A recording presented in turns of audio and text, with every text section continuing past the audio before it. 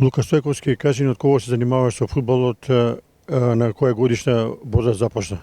Јас започнав на 7 години да се бавам со фудбал. Прво почнав да играм во фудбалскиот клуб ФК Речица. Таму ги почнав првите моите почетоци. Потоа заминав во фудбалскиот клуб ФК Вардар. Таму беше мојот братучет Немања Стојковиќ. Он играше во фудбалскиот клуб ФК Вардар. Тие немаа голман и јас отидов нормално таму во ФК Вардар. Таму ги почнав после моите 13 години, веќе таму бев од најтрофениот македонски фудбалски клуб. Таму поминав сите генерации, сите младински категории ги поминав таму. Освоив многу купови со младински категории. Кога бевме помлади пионери со тренерот Филип Деспотовски освоивме двојна круна. После тоа кога завршив со младинските категории, ме пребација во првата екипа на ФК Вардар. Таму бев 3 години и сега сум моментално без клуб. Кажи ми, кој ти беше првиот тренер кога започна да се занимаваш со голман? Првиот тренер ми беше Мане Манев, после ми беше Драган Мутибарич, после неговиот син Слободан Мутибарич, Љупчо Кметовски, Саша Илич и тие.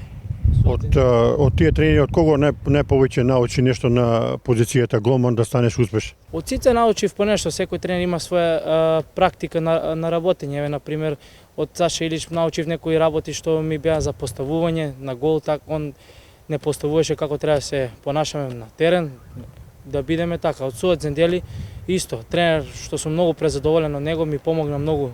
Бев во фудбалска академија, таму учев школа, 4 години се бавев во таа школа и така. За време на 13 годишното учество во Вардар, што научи најповеќе како голман и колку тоа ќе ти значи понатаму за кариерата? Тоа ми даде мотив плюс како да се понашам во другите клубови, да бидам над сите, за да можам да покажам после кога ќе отидам во други клубови каков пристап да имам према други играчи, например други тренери, да поштувам како до сега што сум правил.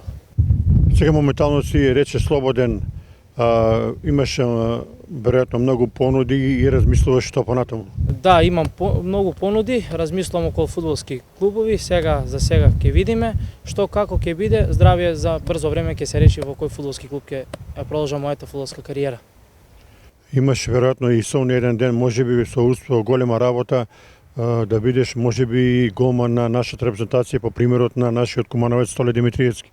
Така, дај Боже, ништо не е чудно да се биде на репрезентацијата на Македонија голман. Јас сакам да бидам, не дека не. Тоа ми е мотив, сакам да бранам за Македонија, да ги бранам боите црвено-жолта. Столе ми е исто и омилен голман, али највише ми е исто Тер Штеген. А што е потребно да станеш добар голман? Ти си прошол низ многу селекции.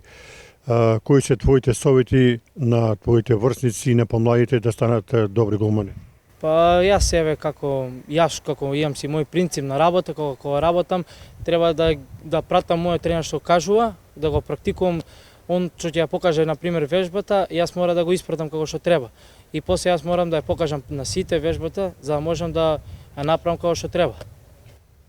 Колку ти значи на тебе спортот во животот, бидејќи секој млад човек што се занимава со спорт придонесува за неговото добро психофизичко здравје? Како што реков, јас почнав од мали нозе, мојата фамилија исто.